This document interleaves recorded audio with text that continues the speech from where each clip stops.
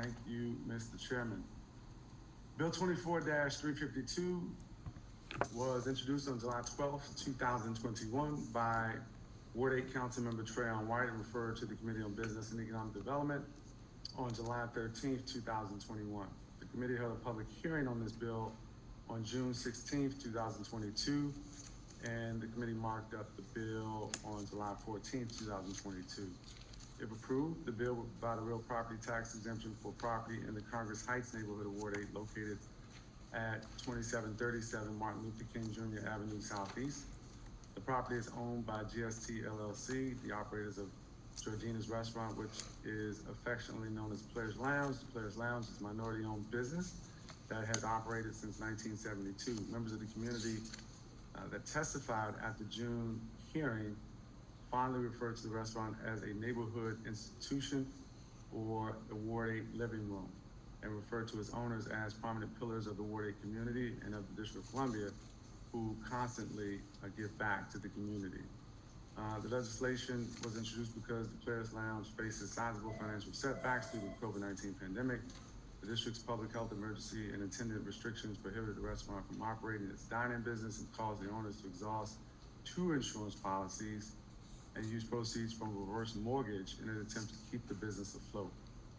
The legislation would provide the subject property with both a retroactive and prospective tax exemption beginning on October 1st, 2019 and ending September 30th, 2026, so long as it's owned by GST LLC and operated as Georgina's Restaurant.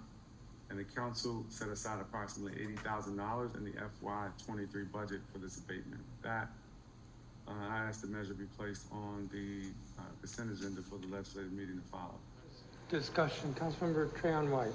Yes, thank you. I want to thank you, Chairman Mendelson, and also Councilmember Kay McDuffie.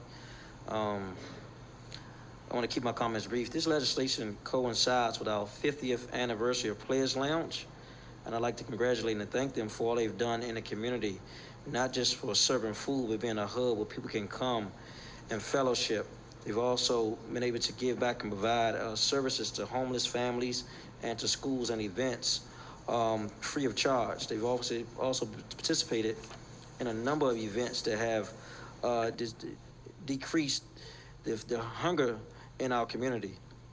Their operational strain that has been put on restaurants during this pandemic has been enormous, not just for them, but across many small establishments like them across the city.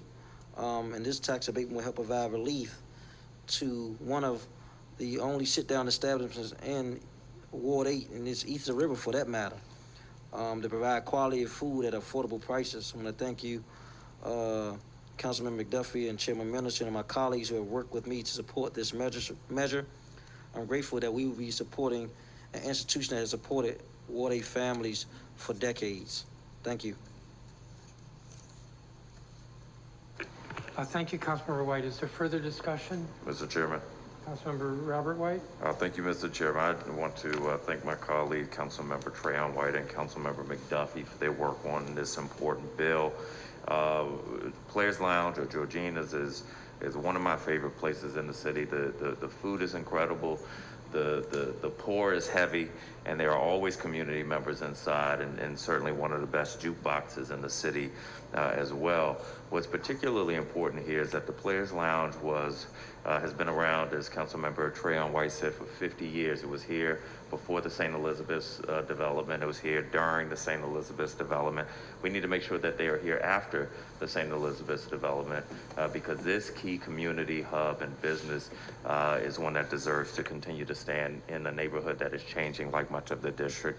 So I look forward to supporting this. Thank you, Mr. Chairman. Thank you, Councilmember. Further discussion? The vote is on Bill 24-352. Madam Secretary, would you call the roll, please? Councilmember Silverman? Yes. Councilmember Silverman votes yes. Councilmember Robert White? Yes. Councilmember Robert White votes yes. Councilmember Trayon White? Yes. Councilmember Trayon White votes yes. Councilmember Allen? Yes. Councilmember Allen votes yes. Councilmember Bonds? Yes. Councilmember Bonds votes yes. Okay. Yes. Councilmember Chey votes yes. Councilmember Gray. Yes. Councilmember Gray votes yes. Councilmember Henderson. Yes. Councilmember Henderson votes yes. Councilmember Lewis George. Yes. Lewis George votes yes. Councilmember McDuffie. Yes. Councilmember McDuffie votes yes. Chairman Mendelson. Yes.